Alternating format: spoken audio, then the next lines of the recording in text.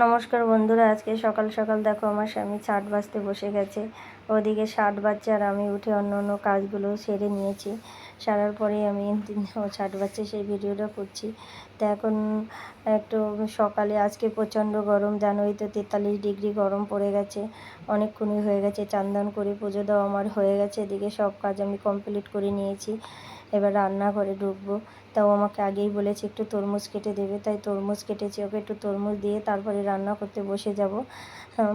সকালে সব মেয়েরা ঘুমোচ্ছে, খাওয়া নিয়ে অত নেই। ভাত বসাবো, ভাত হয়ে যাবে। যদি ওঠে ওদের একটু ছাতু করে দেবো, ছাতু গুলে খেয়ে নেবে। বড় মেয়ে তো পড়ে পড়ে ঘুমায়, ওর উঠতে উঠতে সে 11টা 12টা, তার মধ্যে আমার রান্না হয়ে যায়। ও উঠে মুখ ব্রাশ ট্রাশ করে একদম দুপুরের খাবার খেয়ে নেয়। এই তরমুজ দিকে আমার সেই বিয়ের প্রথমের কথা মনে পড়ে গেছে যে আমার ফাল্গুন মাসে বিয়ে হয়েছিল। বৈশাখ মাসের দিকে এরকম আমার ভাসুর একদিন দেখি একটা তরমুজ নিয়ে এসে আমার জায়ের হাতে দিয়েছে, কিন্তু আমার যা ঘরের মধ্যে নিয়ে চলে গেল। তরমুজটা কেটে ওরা খেলো, কিন্তু এক টুকরো তরমুজ আমাকে দিল না। সেই দিনটার কথা আজ আমার খুব মনে পড়ছে। সেদিন আমার খুব খারাপ লাগছিল যে আমি কোন পরিবারের বউ হয়ে এসেছি, যে একটা জিনিস দেখো নিয়ে ঘরের মধ্যে গেল আর কেটে সেই নিজেরা খেয়ে নিল, একটু একটু দিল না। আমাদের পরিবারে এরকম না, জানো তো, যাই হোক না কেন আমরা সবাই ভাগ করে খাই, মিলেমিশে খাই। আমি এই পরিবারে এসে এরকম দেখি সব কিছু অন্যরকম। এরা কখনোই কাউকে কোনো কিছু শেয়ার করতে পছন্দ করে না, দেয় না। বিশেষ করে আমার যা ভাসুর, ওরাই এরকম করে। কিন্তু না, আমার শাশুড়ি কখনো এরকম করতো না। সে একটা জিনিস আনলে সবাইকে ভাগ করে দিত। সে আজ আর বেঁচে নেই। যাই হোক, এই দেখো মসুর ডাল ভিজিয়েছি বিকেলে দিকে।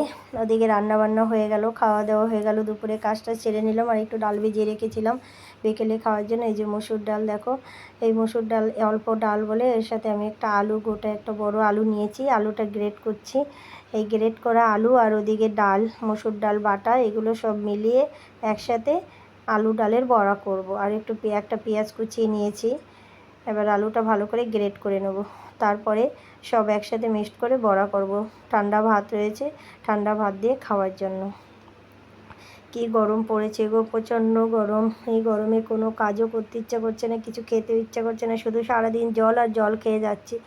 আর আমি জানো তো আমার আঙুল ঠাঙুলে প্রচণ্ড ব্যথা। একটু আলু গ্রেট করছি তাতেই খুব ব্যথা করছিল। কারণ আমি ওই যে বললাম আমার কিডনির প্রবলেম, লিভারের ওষুধ খাই, তো তাই আমার যেন হাঁটু, পায়ে, আঙুলে, হাতে ব্যথা হয় সব সময়ের জন্য। কোমরে প্রচণ্ড পেইন হয়। এই দেখো ডালটা পেস্ট করে নিয়েছি, মিক্সার মেশিনে বাটতে পারিনি গো, আঙুলগুলোয় খুব ব্যথা তাই। আর এর সাথে একটা কাঁচা লঙ্কাও পেস্ট করে নিয়েছি, একটু কালো জিরে দিয়ে দিলাম। এবার একটু নুন দিয়ে দেবো, একটু হলুদ দিয়ে দেবো। তারপর ভালো করে মেখে নিয়ে বড়াগুলো করে নেব। আমার ভিডিওটা ভালো লাগলে অবশ্যই তোমরা একটু লাইক করে দিও আর একটু কমেন্টস করো। তোমরা কেউ কমেন্টস করছো না। কমেন্টস না করলে আমি কি করে বুঝবো গো কেমন করেছি আমি বা কেমন লাগছে।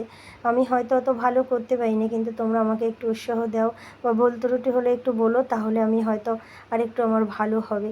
যাই হোক, তোমরা আমার চ্যানেলটাকে একটু সাবস্ক্রাইব করে দিও গো, প্লিজ প্লিজ। সবাই যারা যারা দেখছো আমার ভিডিওটা, অবশ্যই আমার চ্যানেলটাকে একটু সাবস্ক্রাইব করে দিও, শেয়ার করে দিও, আর একটু লাইক কমেন্টস অবশ্যই করো গো। তোমরা দয়া করে হলেও একটু করো। তোমাদের এই সাবস্ক্রাইব আমার অনেক উপকারে আসবে। জানো আমি চ্যানেলটা কেন করেছি সে শুধু আমিই জানি। ধীরে ধীরে তোমাদেরকে সবাইকে বলবো গো আমার এই অসহায়তার কথাগুলো। আমি মধ্যবিত্ত পরিবার, একটা সময় ভালো ছিলাম, আজ আমি একদম অনেক নিচে নেমে গেছি। আমাদের পারিবারিক অবস্থা অনেকটাই খারাপ হয়ে গেছে, তবুও তার মধ্যে চেষ্টা করি সব সময় মেয়েদের চাহিদা পূরণ করার। এই দেখো ঠান্ডা ভাত রয়েছে, এই ঠান্ডা ভাত দিয়ে আমরা এই বড়াগুলো খেয়ে নেব। আমার বড় মেয়ে জানো একটু সরল সাদা সিধা, ও অত বোঝে না জানো তো। ও একটু এটা ওটা অনেক সময় চেয়ে বসে থাকে বলে, কিন্তু ওকে কখনো বুঝতে দেই না আমরা যে আমাদের এই সমস্যা ওই সমস্যা। ও অত বোঝেও না, সেই জন্য ওকে আমরা বুঝাইও না। এবার মাধ্যমিক পরীক্ষা দিয়েছি, কিন্তু ওর বুদ্ধি অনেক কম, বয়সের তুলনায় ওর বুদ্ধি অনেক কম। যাই হোক, তবুও চেষ্টা করি সব সময়। এই যে পরীক্ষার রেজাল্ট দেবে বৃহস্পতিবার, কী হবে জানি না। তারপরে ওর ভর্তি, বই খাতা কেনা, সেই একটা মানসিক টেনশন। আমার নিজের ওষুধ চলে, সেটা একটা টেনশন। এভাবে করেই দিন চলছে গো। ভালো থেকো তোমরা।